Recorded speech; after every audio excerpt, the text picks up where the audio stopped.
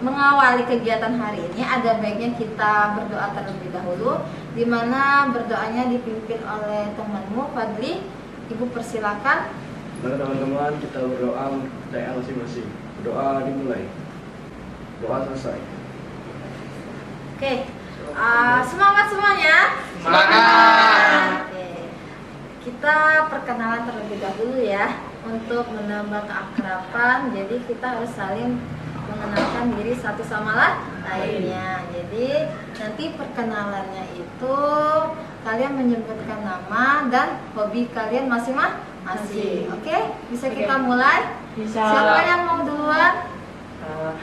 Halo, perkenalkan nama saya Ibra Afiki. Hobi saya membaca dan membuat puisi. Oke ya. Dan nama saya Muhammad Pinas. Hobi saya menonton film. Baik, perkenalkan nama saya Bintang Maharani. Hobi saya membaca novel. Oke ya, udah saling kenal satu sama lain. Oke, selanjutnya ya, jadi hari ini kita akan mengadakan layanan bimbingan kelompok ya. Mungkin kalian udah nggak asing lagi tentang bimbingan kelompok. Tapi Ibu jelaskan kembali bahwa bimbingan kelompok itu adalah suatu layanan yang memanfaatkan dinamika kelompok ya. Dinamika kelompoknya seperti ini ya, dimana nantinya tujuan dari bimbingan kelompok itu kalian ya bisa saling curah pendapat terkait dengan topik yang kita akan bahas hari ini. Jadi kita saling diskusi dalam kegiatan hari ini. Nah, dimana dalam bimbingan kelompok juga Ibu menerapkan asas-asas ya. Ada 4 asas. Itu yang pertama asas keterbukaan, dimana kalian saling terbuka ya, saling diskusi terkait dengan topik yang akan dibahas hari ini. Yang kedua itu asas sukarelaan, di mana kalian mengikuti kegiatan hari ini tanpa paksaan dari pihak manapun. Jadi artinya kalian datang ke sini mengikuti bimbingan kelompok itu dengan secara sukarela. Ketiga itu asas penormatifan, di mana kalian harus saling menghargai pendapat temannya satu sama lainnya. 4 itu asas kerahasiaan, di mana pada saat mengikuti bimbingan kelompok ini, topik yang kita akan bahas ini tidak boleh diketahui oleh orang luar. Jadi hanya pemimpin kelompok sama anggota kelompok. Paham sampai sini? Paham ya. Oke. Menambah konsentrasi kalian dalam mengikuti kegiatan hari ini, kita melakukan ice breaking terlebih dahulu ya. Ice breakingnya ini yaitu simple aja ya. Kalau Ibu bilang ini artinya pagi. Kalau Ibu bilang ini artinya spanju. Kalau Ibu bilang ini artinya oke. Ya. Paham? Paham. Bisa kita mulai? Ya. 1, 2, 3. Spanju. Oke, tepuk tangannya semuanya. Ya. Oke, selanjutnya kita Ibu menjelaskan aturan kelompok ya, dimana Ibu sebagai pemimpin kelompok sedangkan kalian sebagai anggota kelompok. Peran kalian itu harus saling aktif dalam membahas topik hari ini ya. Paham ya. Jadi topik yang akan kita bahas hari ini terkait dengan dampak negatif game online ya. Nanti dimana Ibu menjelaskan tujuan dari topik hari ini yaitu terkait agar kalian mengetahui ya apa dampak negatif dan dampak positif dari game online tersebut ya, sehingga nantinya kalian akhirnya kalian bisa mengetahui cara mengatasi kecanduan game online ya. Paham? Apakah kalian sudah siap mengikuti kegiatan hari ini? Siap. Oke, sudah siap ya. Oke. Nah, Ibu akan menampilkan suatu video terlebih dahulu terkait dengan dampak game online. Silakan disaksikan. Kecanduan permainan berbasis internet atau Oke ya, kalian sudah menyaksikan video terkait dengan kecanduan game online. Oke, Ibu bahas dulu permasalahan yang kita akan bahas hari ini itu kenapa? Ya, apa penyebab anak sekarang mengalami malas belajar? Ya, kemungkinan besar itu disebabkan karena mengalami kecanduan game online. Karena sekarang zamannya gadget ya, diakses segala cara. Oke. Jadi sebelum Ibu jelaskan lebih lanjut ya, kita membahas topik tentang game online ya. Ada yang bisa memberikan pendapat? Saya. Oke. Mereka Sabrina. Ya. untuk game online sendiri itu game yang dimainkan menggunakan berbasis teknologi seperti laptop, PlayStation, handphone, gadget, tablet, dan teknologi lainnya. Oke, benar, betul sekali Sabina ya, bahwa game online itu adalah suatu permainan yang bisa digunakan, diakses melalui gadget atau teknologi lainnya. Ada lagi yang bisa? Saya Bu. Oke, Indra. Game online itu adalah sebuah permainan yang hanya bisa dimainkan secara online, tidak bisa secara offline. Dan dia itu mempunyai dampak positif dan negatif tersendiri. Oke ya, bagus ya, benar pendapat Indra bahwa game online itu adalah suatu permainan yang digunakan atau dilakukan secara online ya, tidak bisa online, jadi membutuhkan jaringan. Jadi bisa Ibu ambil bahwa game online itu suatu permainan ya, baik itu menggunakan gadget atau teknologi lainnya itu berbasis internet atau digunakan secara online. Oke. Selanjutnya itu ya, kalau game online itu kan Ibu mau mendengarkan pendapat kalian. Contoh-contoh dari game online itu apa saja? Oke? Bisa? Siapa yang mau? Fadli. Contohnya Mobile Legends, Bu. Mobile Legends, ya. Oke, lainnya? Saya Bu. Oke, Minta. PUBG ya. Saya Bu. Sabina. GTA. GTA. Bu. Oke. CODM atau Call of Duty. Oke, paham. Oke, Saya selanjutnya. Bu, Free Fire. Free Fire. Apa lagi? Point Blank. Oh, Black. Point Black ya. Oke. Kalau saya bermain game Genshin Impact. Oke, Impact. Apa lagi terakhir? Oke. Clash of Clans ya. Nah, itu adalah contoh-contoh yang kalian sebutkan itu adalah permainan game online. Game online itu gamenya semua bisa diakses melalui online ya. Dia tidak bisa offline. Kalau kalian nggak punya kuota, tapi kalian nggak bisa menggunakan permainan tersebut. Nah, itu adalah contoh-contoh permainan game online. Nah, tadi kalian sudah sedikit banyak membahas tentang menonton video tentang dampak negatif dan dampak positif game online ya. Menurut kalian ya, dampak positif dari bermain game online itu apa saja? Siapa yang bisa mengungkapkan pendapatnya? Ada Bapak? Oke. Menurut saya, dampak positif dalam online yaitu menambah wawasan bahasa Inggris. Oke ya, menambah wawasan dalam bahasa Inggris, karena pada umumnya ya permainan game online itu teksnya itu menggunakan bahasa Inggris ya. Jadi kalian harus paham dulu ya apa dari teks tersebut sehingga kalian bisa bermain game tersebut ya. Itu artinya menambah kosakata kalian dalam berbahasa Inggris. Selanjutnya ada Saya Bu, menghilangkan rasa jenuh. menghilangkan rasa jenuh. Iya, bermain itu sebagai hiburan kita dari aktivitas-aktivitas yang membuat kita jenuh. Ada lagi? Saya Bu, meningkatkan konsentrasi. Oh, meningkatkan konsentrasi. Iya, dalam bermain game online, karena bermain game itu nggak bisa nggak fokus. Dia harus fokus. Ya, contohnya kalau bermain Mobile Legends, dia harus fokus bagaimana caranya melawan musuh. Ya, kalau dia nggak fokus sambil ngobrol sama temannya, dia nggak bisa. Dan dari bermain game online itu bisa melatih untuk kalian fokus ya. Selanjutnya, ada yang bisa menjelaskan dampak positifnya? Ya. Mungkin bisa mengisi waktu kosong.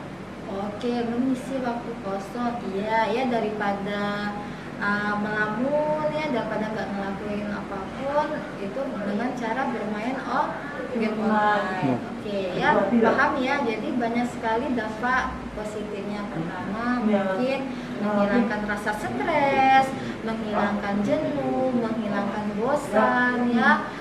Bisa meningkatkan kemampuan kosakata kita dalam bahasa Inggris juga, dan bisa meningkatkan fokus ya, fokus kalian dalam hal sesuatu. Oke, kalau tadi dampak positifnya, sekarang itu dampak negatifnya ya. kira-kira ya dampak negatif dari bermain game online itu apa saja? Ada yang bisa mengungkapkan pendapatnya? Oke, Fadli. Merusak organ mata. Oke, iya, salah satunya itu dapat merusak fisik kita. Ya, pertama itu yang mesti penglihatan, karena gadget itu ya radiasinya, dia mengalami radiasi. Kalau terlalu lama kalian sering menggunakan gadget, apalagi bermain game online, itu bisa menurunkan ya kadar penglihatannya. Itu kenapa seperti ibu ya, ibu menggunakan kacamata itu karena penyebabnya karena daya penglihatan ibu berkurang ya. Nah, itu bisa disebabkan karena gadget atau karena membaca buku ya. Apalagi bermain game online yang durasinya lama bisa menimbulkan durasi penglihatannya berkurang. Selain penglihatan juga pendengaran ya. Biasanya orang bermain game itu nggak cukup hanya melihatnya saja, dia harus mendengarkan suaranya ya dengan menggunakan handset ya. Apabila kalian menggunakan handset atau handphone dalam volume yang sangat tinggi ya, itu dapat mengurangi Pendengaran. ya. Jadi daya pendengarannya nggak berkurang volume dari pendengaran tersebut. Oke, selanjutnya siapa yang bisa? Saya, Bu. Oke. Kerusakan pada mental seperti stres, depresi, dan lain-lain. Iya, ya bisa mengalami stres, depresi karena sifat game online itu sifatnya lebih kecanduan. Ya, dia nggak cukup bermain sekali. Ya, dia rasa ingin tahunya untuk bermain game, dicoba nonton bermain hari ini sekali, besoknya mau lagi. Awalnya hanya 2 jam, tapi kok seru nih bermain nih, kayaknya musuhnya ini, bermain lagi jadi 4 jam ya. Nah, itu yang mengakibatkan dia mengalami stres. Apabila ya biasanya orang yang mengalami stres itu tingkat kecanduan game online-nya terlalu tinggi ya. Jadi dia nggak terlalu fokus lagi dengan hal apapun, jadi di pikirannya hanya bermain game. Itulah menyebabkan dia mengalami stres ya. Karena apabila ditegah, apabila dibatasi bermain game, dia bisa mengalami depresi ya, karena dibatasi. Oke, selanjutnya apa lagi? Saya, Bu. Ibra, iya. Mungkin bisa mengalami gangguan pada jam tidurnya. Iya ya, anak yang suka bermain game biasanya mencuri-curi waktu. Ya, kalau nggak bisa pagi, dia malam pada saat semua orangnya tidur, supaya nggak terganggu, supaya nggak dimarahi orang tua, biasa bermain pada saat malam ya, kebablasan. Itulah kenapa bermain game online ini tidak boleh pada malam hari karena mengganggu jadwal tidurnya. Apalagi? Ada lagi?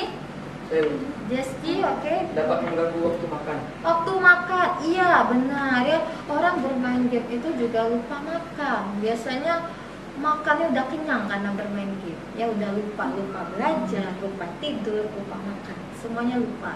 Karena fokusnya hanya satu, bermain game ya. Oke, sudah ya. Jadi cara mengatasinya, pertama, mengisi waktu itu dengan kegiatan yang bermanfaat ya.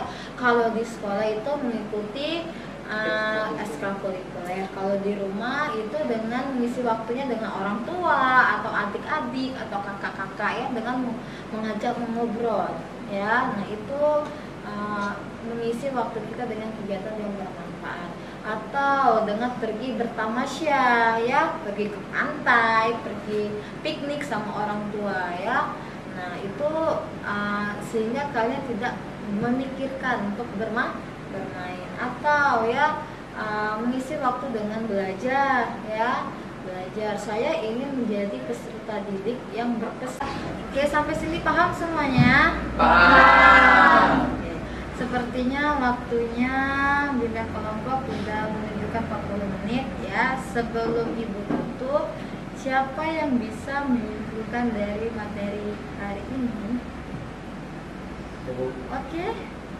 Saya bisa memberikan dampak positif dan negatif dari game online, seperti lupa makan, lupa tidur.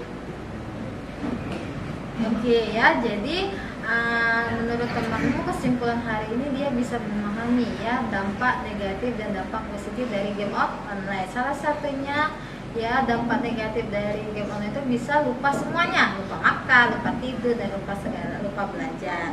Bukan ya bahwa hari ini dampak negatif dari game online itu dimana ya kalau dampak positifnya kalian bisa menghilangkan rasa penat, rasa stres kalian terkait dengan kegiatan-kegiatan yang kalian lakukan selama ini. Tetapi dampak negatifnya itu kalian bisa mengalami kecanduan dalam game online. Apabila kalian mengalami kecanduan itu banyak ruginya ya, selain secara fisik, penglihatan dan pendengaran kalian mengalami gangguan ya, kalian juga mengalami sulit berkonsentrasi dalam belajar ya, prestasi belajarnya menurun. Jadi ya kalian harus dapat memanajemen diri kalian ya, yang mana kegiatan yang bermanfaat, mana kegiatan yang tidak bermanfaat. Bermain game online boleh saja, tidak ada yang melarang kan, tetapi kalian harus bisa dapat mengatur waktu dalam bermain ya. Paling maksimal pun 1 jam, tidak boleh lebih. Itu pun kalau ada waktu luangnya.